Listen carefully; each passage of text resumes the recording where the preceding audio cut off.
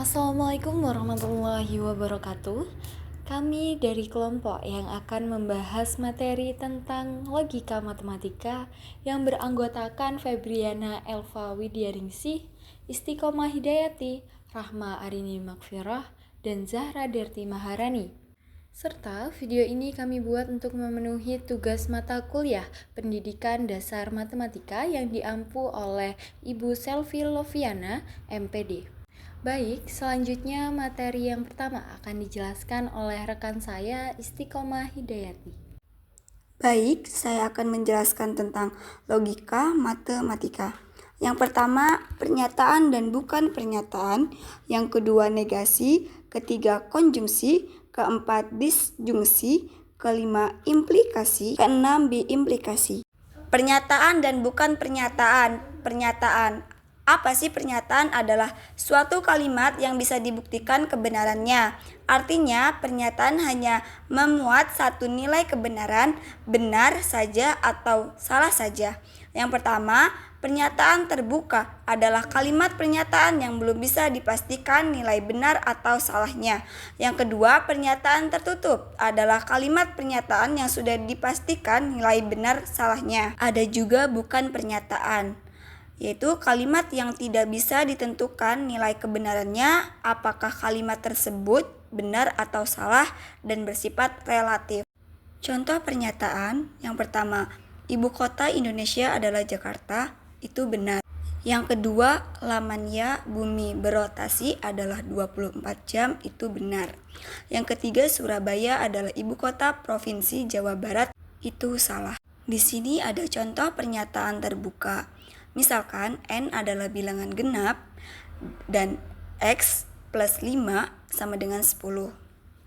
Kalimat terbuka adalah kalimat yang masih memuat peubah variabel sehingga belum bisa ditentukan nilai kebenarannya, benar atau salahnya. Di sini juga ada contoh pernyataan tertutup. Misalkan 8 plus 5 sama dengan 13, itu pernyataan bernilai benar. Dan singa adalah hewan berbivora, pernyataan itu bernilai salah. Dan ada juga contoh bukan pernyataan. Misalkan Jakarta adalah kota yang ramai. Menurut saya benar, menurut Anda mungkin salah. Kalimat yang mengandung makna kata yang relatif. Berbeda penilaian bagi setiap orang bukan merupakan pernyataan. Baik, saya akan melanjutkan materi tentang negasi atau ingkaran. Negasi adalah suatu pernyataan yang diperoleh dari pernyataan sebelumnya dan merupakan ingkaran atau memiliki nilai kebenarannya yang bertolak belakang dengan pernyataan sebelumnya. Ada juga tabel kebenarannya dari negasi atau ingkaran, yaitu yang pertama, jika P maka negasi P. Jika benar, maka negasi P-nya adalah salah. Jika salah, maka negasi P-nya adalah benar. Di sini ada contohnya, yaitu jika hari ini mendung, maka negasinya hari ini tidak mendung. Selanjutnya yaitu ada konjungsi. Konjungsi adalah gabungan antara dua atau lebih pernyataan tunggal melalui tanda hubung dan. Secara matematis, konjungsi dilambangkan dengan P konjungsi Q. Perhatikan contoh konjungsi berikut. Di sini ada tabel kebenaran dari konjungsi. Jika P benar dan Q benar, P konjungsi Q juga benar. Jika P benar, Q salah, maka P konjungsi Q salah. Dan jika P-nya salah, Q-nya benar, maka P konjungsi Q salah. Dan jika P-nya salah, Q-nya salah, maka P konjungsi Q-nya juga salah. Di sini ada contoh konjungsi. P Ana makan nasi dan Q-nya Ana minum susu. Maka P konjungsi Q, Ana makan nasi dan minum susu.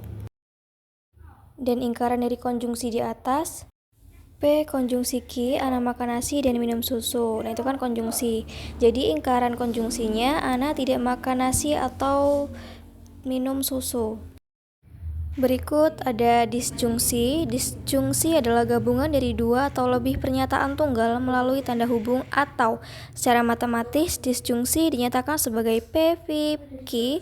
Pernyataan contoh disjungsi sebagai berikut. Nah, di situ ada tabel kebenarannya. Teman-teman bisa lihat di samping, dan untuk contohnya P. Julia bekerja di pasar baru dan Q-nya Julia hobi bermain basket. Untuk P disjungsi Q, Julia bekerja di pasar baru atau hobi bermain basket. Dan di sini ada contoh ingkaran disjungsi.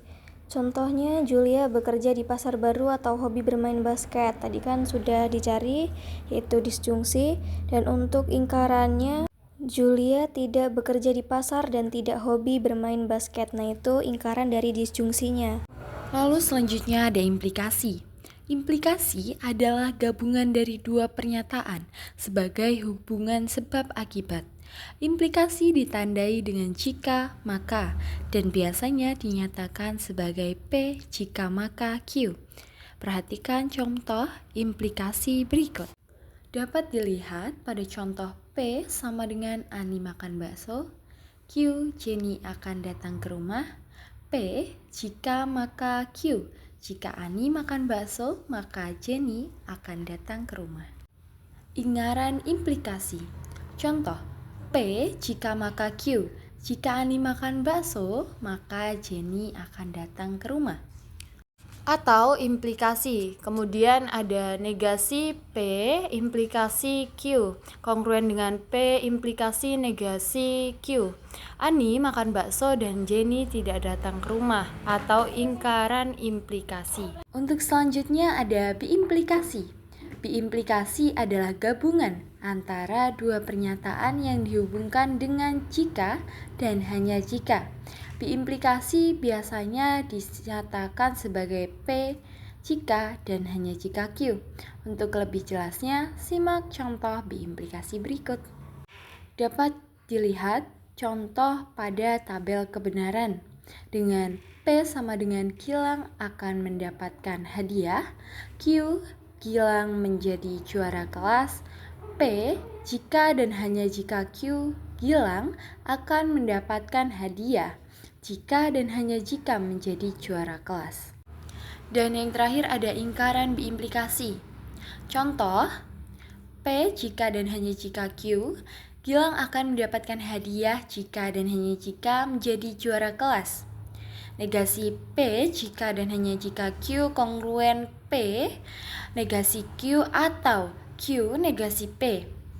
Gilang akan mendapatkan hadiah dan tidak menjadi juara kelas, atau Gilang menjadi juara kelas dan tidak akan mendapatkan hadiah.